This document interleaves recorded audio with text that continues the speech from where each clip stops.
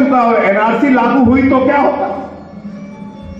आप सोचो अगर हिंदुस्तान में 5 करोड़ घुसपैठिया मिल गए, 5 करोड़ घुसपैठिया मान लो मिल गए, उसमें हिंदू भी है, मुसलमान भी है, दलित भी है, आदिवासी भी है, 5 करोड़ ऐसे लोग मिल गए, उनका करोगे क्या भैया?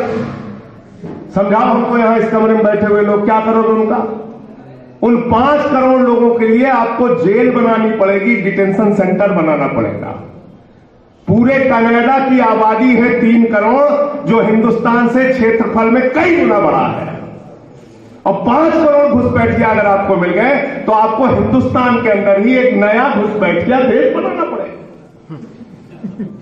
हम ऐसे देश होंगे जिससे लोग पूछेंगे भाई कहां रहते हो? बोले हिंदुस्तान में। बोले वहां क्या है? बोले हमारा घुसपैठिया देश है जहां 5 करोड़ की आबादी है।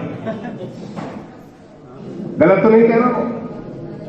और उन 5 करोड़ लोगों के लिए जो जेल और घर बनाना पड़ेगा, मैंने एक दिन निकाला था, ये तो मदनी साहब बिल्डर का भी काम करते हैं, गलत कहता हूं तो बता दीजिएगा। 3 करोड़ लोगों के लिए अगर जेल बनानी पड़ी और डिटेंशन सेंटर बनाना पड़ा तो उसके लिए खर्चा कितना आएगा मालूम है आपको? 10 लाख करोड़ रुपए। कितना? 10 लाख करोड़ रुपए। और अगर 5 करोड़ लोगों के लिए डिटेंशन सेंटर बनाना पड़ा, जेल बनानी पड़ी, तो खर्चा कितना आएगा? लगभग 15 लाख करोड़ रुपए। मान लो 15 लाख करोड़ रुपए। ये 15 लाख करोड़ रुपए कहां से आएगा? क्यों खुश हो रहे हो आप लोग?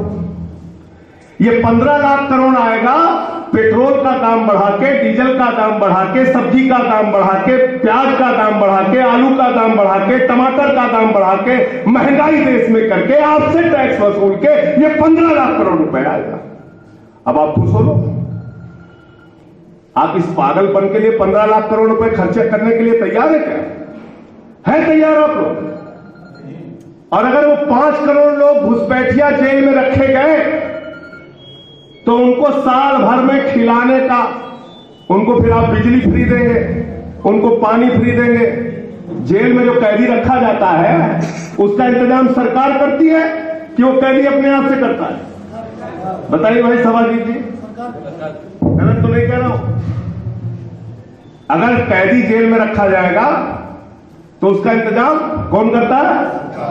और सरकार किसके पैसे से करती है? जनता के टैक्स के पैसे से, यानी आपके पैसे से कैदियों को रखा जाता है जेल में। गलत तो नहीं कह रहा हूं? तो जो जेल में कैदी रहते हैं उनको बिजली, पानी, शिक्षा, चिकित्सा, बच्चों का दूध, माताओं बहनों के लिए जो भी उनका कपड़े आदि का इंतजाम होगा वो सब कुछ फ्री। ठीक है? गलत तो नहीं कह रहा हूं?